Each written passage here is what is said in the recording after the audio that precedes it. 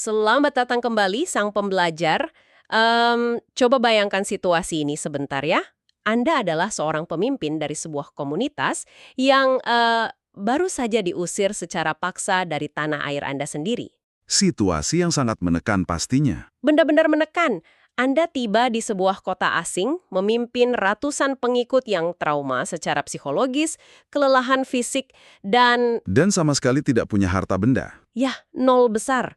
Tidak ada uang di saku, tidak ada kepastian tempat tinggal. Sementara itu, ancaman pembunuhan dari musuh lama Anda masih membayangi setiap langkah.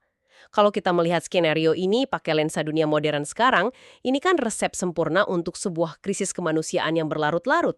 Tepat. Skenario yang Anda gambarkan itu biasanya ya berakhir dengan terbentuknya kamp-kamp pengungsi permanen, terus ada ketergantungan pada bantuan luar, dan pastinya ketegangan sosial dengan penduduk lokal. Pasti. Tapi, nah ini yang menarik. Yang membuat momen sejarah yang akan kita bahas ini sangat esensial untuk dipelajari adalah kenyataan bahwa krisis tersebut tidak berujung pada kehancuran. Sebaliknya, kondisi nadir itu justru dikelola menjadi fondasi sebuah negara kota yang sangat solid, terstruktur, dan mandiri. Dan itu terjadi dalam waktu yang sangat singkat. Sangat singkat. Oke, mari kita bedah ini. Hari ini kita akan menggunakan catatan sejarah dari buku The Sealed Nectar atau Ar-Rahekul Maktum karya Safiur Rahman Al-Mubarakpuri. Kita akan menelusuri bulan-bulan pertama kedatangan Nabi Muhammad di Madinah. Dan saya lihat latar belakang visual Anda sudah berganti ya, lanskap kota kuno Madinah dengan sketsa arsitektur bangunan tanah liat. Sangat memikat. Ya, visual ini membantu kita membumikan narasinya. Sambil saya memetakan beberapa catatan dari Al-Mubarakpuri di sini, mari kita sepakati satu kerangka berpikir untuk sesi kali ini. Boleh. Kita akan membedah langkah-langkah awal ini bukan sekedar sebagai rentetan peristiwa keagamaan, tapi bagi Anda, sang pembelajar yang mungkin punya ketertarikan pada manajemen krisis, sosiologi, atau tata kota, kita sedang melihat sebuah kelas master, sebuah cetak biru tentang tata ruang, integrasi sosial radikal, dan pembentukan konstitusi awal. Sebuah kelas master, saya suka istilah itu. Nah, langkah pertama dari pembangunan entitas baru ini dimulai dari sesuatu yang sangat fisik dan nyata, membangun sebuah epicentrum. Al-Mubarakpuri merinci bagaimana lokasi pembangunan tempat berkumpul yang kelak kita kenal sebagai Masjid Nabawi ini ditentukan. Dan proses penentuannya itu sangat unik. Sangat. Tidak ada yang namanya rapat komite tata kota. Lokasinya ditentukan tepat di sebidang tanah tempat unta Nabi berlutut saat pertama kali beliau memasuki kota. Membiarkan insting hewan tunggangan mengambil keputusan strategis ini sebenarnya adalah langkah deeskalasi politik tingkat tinggi loh. Gimana maksudnya? Gini, Madinah pada saat itu adalah kumpulan suku yang sangat menjunjung tinggi gengsi. Kehormatan klan itu segalanya. Kalau Nabi Muhammad memilih tanah milik satu suku tertentu sebagai pusat kegiatannya, Suku lain pasti merasa tersisih. betul sekali, mereka akan merasa kurang dihormati. Jadi pemilihan lokasi oleh unta tersebut secara efektif menetralisir potensi kecemburuan sosial sejak hari pertama. Tidak ada yang bisa mengklaim favoritisme. Kebetulan yang membawa berkah ya. Karena tanah tempat unta itu berhenti, ternyata milik dua anak yatim. Namanya Sahal dan Suhail. Al-Mubarakpuri mencatat kalau kedua anak ini sebenarnya sangat antusias. Mereka bersikeras ingin mewakafkan tanah itu secara gratis. Sebagai bentuk penghormatan. Pas atas nama fasilitas publik atau kepentingan negara. Sebuah presiden hukum kepemilikan yang sangat modern. Dan kalau kita lihat kondisi fisik lahan tersebut, ada detail yang syarat simbolisme. Tanah itu kan bukan lahan kosong yang siap bangun, kan? Sama sekali bukan. Lahan itu berisi kuburan-kuburan tua kaum musyrik, lalu ada sisa-sisa reruntuhan bangunan, dan pohon-pohon kurma yang tumbuhnya tidak beraturan. Semuanya harus dibersihkan dulu. Kuburannya digali dan dipindahkan. Ya, reruntuhannya diratakan, pohonnya ditebang. Membongkar masa lalu yang berantakan sebelum bisa mendirikan struktur baru yang kokoh. Kiblatnya dibangun menghadap ke Yerusalem, bukan ke Mekah. Betul, itu detail historis yang penting. Dan proses mendirikan struktur baru ini sama sekali tidak mencerminkan hierarki kepemimpinan tradisional. Sama sekali tidak. Sang pemimpin tertinggi tidak cuma duduk bernaung di bawah tenda sambil tunjuk-tunjuk mendelegasikan tugas. Al-Mubarakpuri itu memberikan visualisasi yang sangat hidup bagaimana Nabi Muhammad ikut turun langsung ke tanah, memanggul batu bata lumpur yang tidak dibakar, ikut mengangkat batang pohon kurma. Sambil melantunkan syair-syair juga kan? Ia menyemangati para pekerja tentang pahala di akhirat. Yang mempesona dari hal ini adalah bagaimana keringat dan debu di lokasi konstruksi itu bertindak sebagai alat perata kelas sosial. Coba Anda bayangkan, sang pembelajar.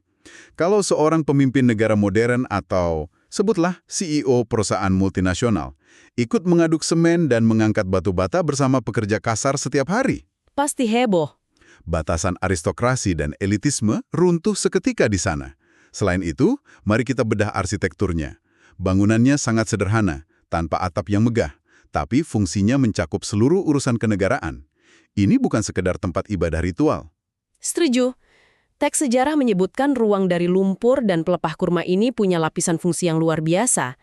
Ini adalah pusat eksekutif, parlemen tempat kebijakan publik didiskusikan, universitas, dan bahkan rumah sakit darurat ketika dibutuhkan.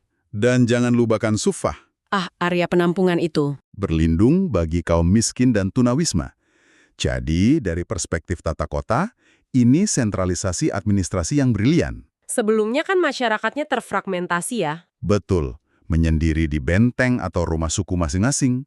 Epicentrum baru ini memaksa mereka keluar dari sekat kesukuan itu, berkumpul minimal 5 kali sehari di ruang publik yang setara, dan perlahan mulai mengidentifikasi diri mereka sebagai satu komunitas besar. Membangun epicentrum itu langkah awal yang krusial. Tapi tembok dari tanah liat tidak bisa mengisi perut yang kelaparan. Mari kita beralih ke krisis pengungsi. Bayangkan Anda adalah salah satu imigran Mekah, kaum muhajirin. Anda dulunya pedagang sukses, status mapan, lalu dipaksa meninggalkan semuanya demi keyakinan? Tiba di Madinah tanpa membawa apa-apa. Betul, ini krisis ekonomi yang bisa menghancurkan Madinah yang saat itu masih berupa komunitas agraris.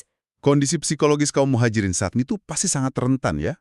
Identitas mereka yang terikat pada kesuksesan finansial tiba-tiba hilang. Dalam standar respon krisis zaman sekarang, pendekatannya kan melokalisasi masalah. Bikin kamp pengungsi di pinggiran kota, kumpulkan dana bantuan, distribusikan ransum. Standar birokrasi ya. Ya, tapi birokrasi semacam itu seringkali mengisolasi imigran, melanggengkan status mereka sebagai pihak luar yang membebani negara. Nah, pendekatan di Madinah ini merombak total paradigma tersebut. Dan perombakan ini terjadi secara dramatis.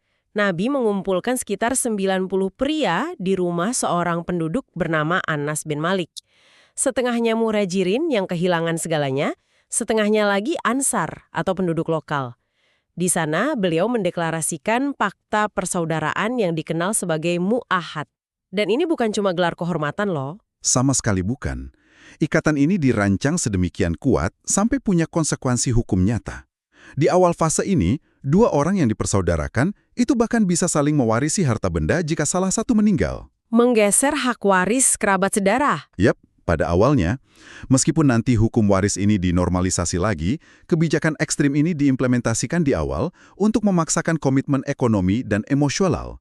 Ini integrasi sosial yang dilandasi tanggung jawab moral personal, bukan sekedar program amal. Nah, disinilah bagian yang sangat menarik. Ada cerita spesifik tentang Sa'd bin Arabi, penduduk lokal yang kaya, dan saudara barunya dari Mekah, Abdurrahman bin Auf. Di zaman sekarang, ngasih password wifi ke tetangga baru aja kadang kita ragu kan? Seringnya begitu. Tapi saat ini mendatangi Abdurrahman dan bilang secara terang-terangan kalau dia akan membelah seluruh aset kekayaannya menjadi 2. Diberikan separohnya tanpa syarat. Luar biasa. Bahkan lebih jauh lagi, saat menawarkan untuk menceraikan salah satu dari 2 istrinya, agar setelah masa idahnya selesai, Abdurrahman bisa menikahinya. Tawaran saat ini mewakili puncak dari rekayasa sosial tersebut. Kita melihat pergeseran loyalitas yang masif. Demi seseorang yang baru dikenal, ia rela merestrukturisasi seluruh kehidupan finansial dan keluarganya. Buat rasionalitas modern, pengorbanan ini nyaris tidak masuk akal. Betul, tapi respons Abdurrahman juga nggak kalah mencengangkan. Dia menolak jalan pintas menuju kekayaan itu dengan sangat sopan. Dia mendoakan keluarga Sa'ad, lalu cuma nanya satu hal. Tunjukkan saja padaku jalan ke pasar. Mentalitas pedagang sejati. Iya, dia mulai berdagang komoditas dasar kayak mentega dan keju. Dan dalam waktu singkat, dia jadi sangat mandiri secara finansial. Coba perhatikan dinamika ini dari kacamata kebijakan ekonomi. Krisis pengungsi itu biasanya memicu kemiskinan dan xenofobia dari penduduk lokal yang merasa sumber dayanya dirampas. Tapi sistem mu'ahad ini melewati lambatnya institusi birokrasi. Langsung ke akar rumput ya? Tepat. Tanggung jawab kesejahteraan diletakkan di tingkat rumah tangga lokal. Pengungsi diserap ke unit keluarga, dapat rumah dan modal sosial secara instan. Dan etos kerja Abdurrahman tadi membuktikan kalau para muhajirin ini bukan benalu. Mereka menyuntikkan energi komersial baru ke ekonomi Madinah. Benar. Fanatisme suku diganti jadi ikatan persaudaraan ideologis yang saling menguntungkan. Sebuah pelajaran luar biasa buat integrasi masyarakat modern. Oke, fondasi sosial internalnya sudah solid. Tapi Madinah kan bukan utopia yang homogen. Gimana dengan warga non-muslim? Karena dari sumber yang kita baca, ada komunitas Yahudi yang kuat dan punya kekuatan ekonomi besar di sana. Disinilah kita melihat transisi peran. Dari seorang pembaharu sosial menjadi seorang diplomat politik dan kepala negara. Karena kohesi internal saja tidak cukup kan? Betul. Mereka butuh kerangka hukum komprehensif yang bisa mengikat seluruh penduduk kota, terlepas dari agamanya, dalam satu identitas kebangsaan. Dan lahirlah Piagam Madinah. Perjanjian tertulis yang sering disebut sebagai konstitusi pertama di dunia. Sumber kita menyoroti beberapa poin spesifik. Pertama, kebebasan beragama dijamin sepenuhnya. Kaum Yahudi bebas mempraktikkan agama mereka, begitu pula Muslim. Poin yang sangat maju untuk ukuran zamannya. Sangat. Poin kedua, mereka harus saling membantu jika ada serangan dari luar. Fakta pertahanan bersama. Nah, jika kita kaitkan ini dengan gambaran besarnya, poin pertahanan ini sangat menarik, karena ada klausul pembiayaannya. Kaum Yahudi dan Muslim harus berkontribusi pada biaya perang. Mengaitkan kebebasan beragama dengan kewajiban fiskal untuk pertahanan, itu instrumen cerdas untuk memvalidasi bahwa semua punya saham yang sama di kota ini. Terus ada juga larangan keras untuk memberikan perlindungan rahasia kepada kaum Quraisy, musuh dari Mekah itu, dan akhirnya Madinah dideklarasikan sebagai kota suci. Konsekuensi logisnya, fakta ini secara efektif mengubah Madinah menjadi sebuah city-state atau negara kota konfederasi. Di abad ke-7, di wilayah yang biasanya pakai hukum rimba, munculnya sistem hukum tertulis ini adalah transisi revolusioner. Menuju peradaban sivil. Dan Nabi Muhammad diakui sebagai otoritas yudikatif tertinggi, tempat semua perselisihan dirujuk. Mekanisme penyelesaian sengketa ini menggeser loyalitas masyarakat dari kepala suku yang sering bias menuju sistem hukum terpusat. Kesetaraan kewarganegaraan mulai terbentuk nyata. Terdengar seperti skenario ideal ya, tata kota rapi, pengungsi tertangani, konstitusi jalan. Tapi realitasnya, Quraisy di Mekah tidak tinggal diam. Dunia nyata tidak membiarkan utopia tumbuh tanpa halangan. Tentu saja, kekuatan politik baru selalu dipandang sebagai ancaman eksistensial, apalagi posisi geopolitik Madinah itu tepat di jalur perdagangan utama Quraisy menuju Suriah. Urat nadi ekonomi Mekah ada di sana. Maka mulailah provokasi dari luar. Dan taktik kaum Quraisy ini licik sekali. Al-Mubarak Puri menceritakan tentang surat ancaman dari Mekah. Surat ini tidak dikirim ke Nabi, tapi ke Abdullah bin Ubay. Tokoh lokal Madinah yang secara diam-diam memusuhi Nabi. Ya, sebelum Nabi datang, dia ini hampir dinobatkan jadi Raja Madinah. Surat dari Quraisy itu murni ancaman psikologis. Mereka bilang, kalau Abdullah bin Ubay tidak mengusir Nabi, tentara Mekah akan datang menyapu bersih mereka, membunuh para lelaki dan menawan para wanita. Implementasi klasik dari strategi divide and conquer, pecah belah dan kuasai. Eksploitasi ego figur lokal agar Madinah hancur dari dalam lewat perang saudara. Ancaman itu bekerja cepat. Abdullah bin Ubay melihat ini sebagai peluang dan mulai memobilisasi pengikutnya. Kota yang baru diikat konstitusi perdamaian, tiba-tiba diambang pertumpahan darah internal. Kapasitas manajemen krisis benar-benar diuji di sini. Dan respon Nabi sungguh tenang. Beliau mendatangi langsung kelompok Abdullah bin Ubay dan memberikan argumen logis yang sangat tajam. Menyadarkan mereka bahwa kalau mereka menurut pada Quraisy, mereka akan menghunus pedang pada saudara dan anak mereka sendiri yang sudah memeluk Islam. Logika diplomasi preventif yang meruntuhkan momentum pemberontakan. Beliau mencegah pertumbuhan darah internal tanpa kekerasan. Namun, ancaman luar itu tetap nyata. Ruang untuk pasifisme perlahan tertutup. Dan pada akhirnya, kondisi ini memicu turunnya izin ilahi bagi kaum muslim untuk mulai bertempur dan membela diri. Misi-misi militer prabadar mulai dijalankan untuk mempertahankan negara yang baru lahir ini. Karena sebaik apapun konstitusi dibuat, sebuah entitas politik tetap butuh kapasitas pertahanan fisik dari agresi pihak luar. Pertama, pusat identitas fisik yaitu masjid. Kedua, kohesi sosial internal lewat muahad. Dan ketiga, stabilitas politik eksternal melalui Piagam Madinah. Ini memunculkan satu pertanyaan penting buat Anda renungkan. Melihat bagaimana pengungsi Mekah diserap ke dalam masyarakat Madinah, bukan melalui institusi atau kamp penampungan, melainkan melalui kewajiban moral personal dan persaudaraan langsung di tingkat rumah tangga.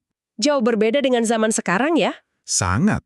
Bagaimana hal ini menantang cara negara-negara modern saat ini dalam menangani krisis imigrasi global?